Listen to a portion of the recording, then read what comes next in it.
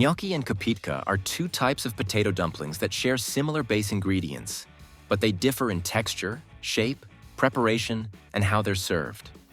Both are made using potatoes, flour, and an egg. But here's the twist. Gnocchi often include creamy ricotta, giving them a softer, more delicate bite. Kopytka, on the other hand, are light, fluffy, and tender thanks to a lower flour content. Gnocchi?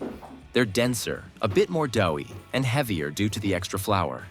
Let's dive into how to make authentic Kopytka from scratch. You'll need about 1 kilogram of boiled potatoes. Now here's a chef's tip.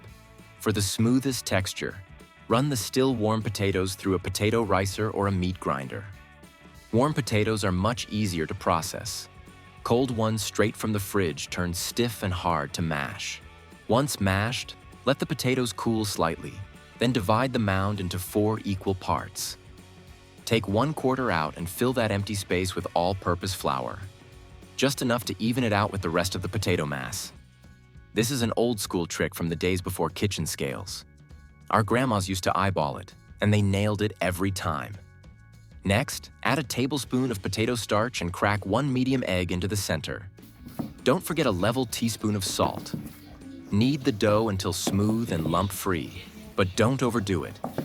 Max 5 minutes. Over-kneading makes the dough sticky, which forces you to add more flour. And that makes your Kopytka tougher. We want pillowy soft, not rubbery. Let the dough rest for 20 minutes. On a floured work surface, take about 1/4 of the dough and roll it out with your hands into a long rope. Don't be afraid to dust with flour. Potato dough is sticky and should never cling to your board. Just like I show in the video. A little practice and you'll get the hang of it fast. Now, cut out small diagonal dumplings using a sharp knife. Use a swift, confident motion. This keeps the dumplings from sticking to the blade or board.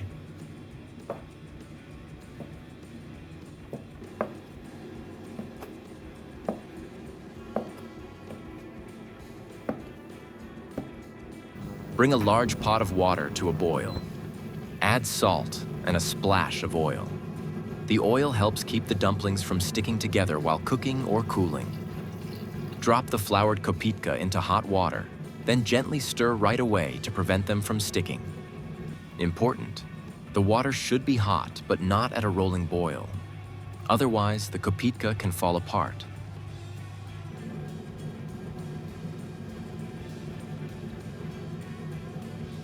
Once they float to the surface, give them another 40 seconds, then scoop them out and transfer them to a bowl of cold water. This stops the cooking process and firms them up. When they sink to the bottom, they're ready to go.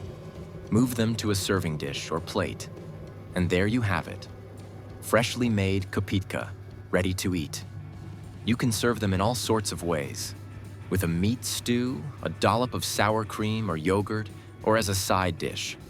But let me tell you, my personal favorite is when they're completely cooled and set, then pan-fried in butter until crispy and golden, and topped with sautéed bacon and onions. Absolute comfort food heaven. Thanks for watching. Don't forget to subscribe for more amazing recipes.